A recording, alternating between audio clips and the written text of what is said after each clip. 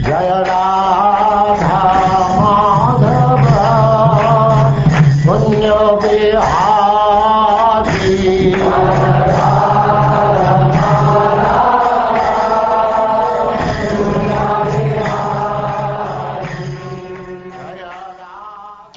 And now chapter 13, The Stealing of the Boys and Calves by Brahma.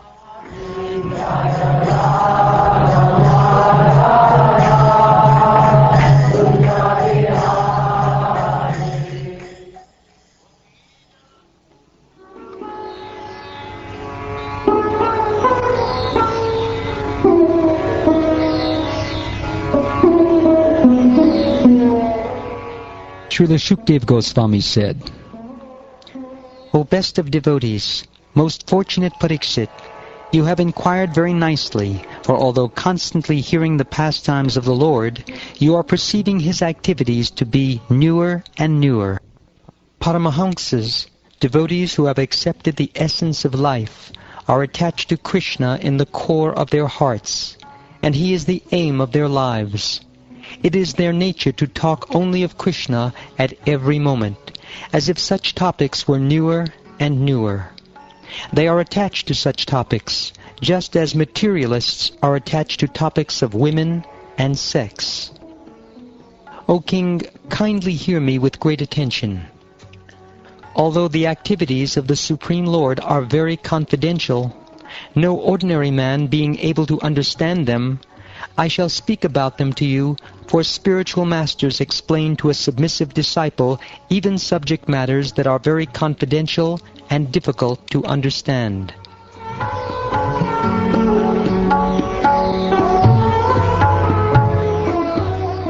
Then, after saving the boys and calves from the mouth of Aghasura, who is death personified, Lord Krishna, the Supreme Personality of Godhead, brought them all to the bank of the river and spoke the following words. My dear friends, just see how this river bank is extremely beautiful because of its pleasing atmosphere. And just see how the blooming lotuses are attracting bees and birds by their aroma. The humming and chirping of the bees and birds is echoing throughout the beautiful trees in the forest. Also, here the sands are clean and soft. Therefore, this must be considered the best place for our sporting and pastimes. I think we should take our lunch here, since we are already hungry, because the time is very late. Here the calves may drink water and go slowly here and there and eat the grass.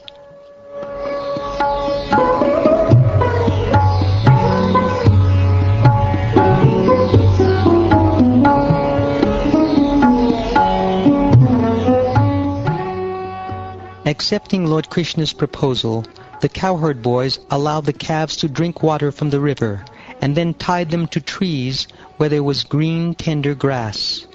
Then the boys opened their baskets of food and began eating with Krishna in great transcendental pleasure. Like the whirl of a lotus flower surrounded by its petals and leaves, Krishna sat in the center, encircled by lines of his friends, who all looked very beautiful. Every one of them was trying to look forward toward Krishna, thinking that Krishna might look toward him. In this way, they all enjoyed their lunch in the forest. Among the cowherd boys, some placed their lunch on flowers, some on leaves, fruits, or bunches of leaves, some actually in their baskets, some on the bark of trees, and some on rocks. This is what the children imagined to be their plates as they ate their lunch. All the cowherd boys enjoyed their lunch with Krishna, showing one another the different tastes of the different varieties of preparations they had brought from home. Tasting one another's preparations, they began to laugh and make one another laugh. Krishna is Yagyabhuk, that is, he eats only offerings of yagya. But to exhibit his childhood pastimes, he now sat with his flute tucked between his waist and his tight cloth on his right side, and with his horn, bugle, and cow-driving stick on his left. Holding in his hand a very nice preparation of yogurt and rice, with pieces of suitable fruit between his fingers, he sat like the whirl of a lotus flower, looking forward toward all his friends, personally joking with them and creating jubilant laughter among them as he ate. At that time, the denizens of heaven were watching, struck with wonder at how the personality of Godhead, who eats only in yajna, was now eating with his friends in the forest. O Maharaj Pariksit, while the cowherd boys, who knew nothing within the core of their hearts but Krishna, were thus engaged in eating their lunch in the forest, the calves went far away, deep into the forest, being allured by green grass.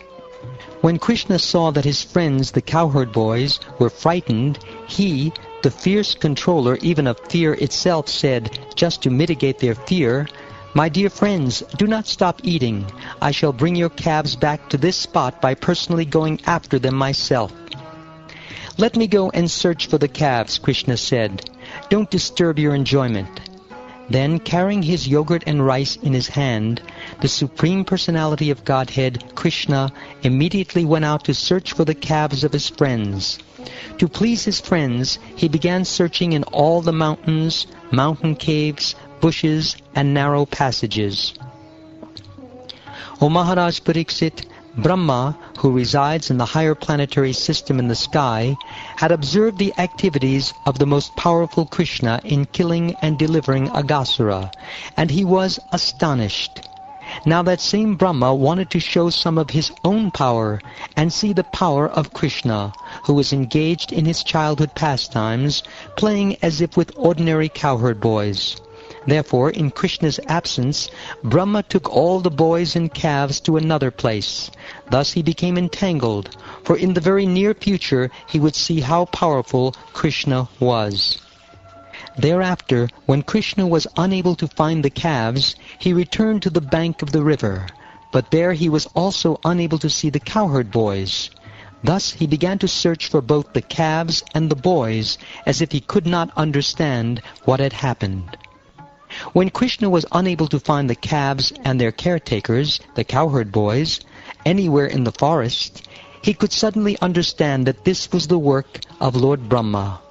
Thereafter, just to create pleasure for both Brahma and for the mothers of the calves and cowherd boys, Krishna, the creator of the entire cosmic manifestation, expanded himself as calves and boys.